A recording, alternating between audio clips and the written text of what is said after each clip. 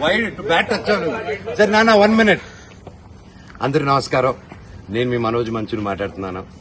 రేపు వైజాగ్ వస్తున్నాం.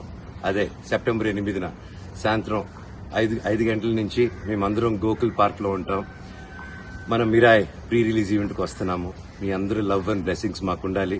మీరందరూ వస్తే రేపు ఈవెంట్ లో దుమ్ము లేపేద్దాం, ఒక మాస్ రేంజ్ లో సెలబ్రేషన్ చేసేద్దాం.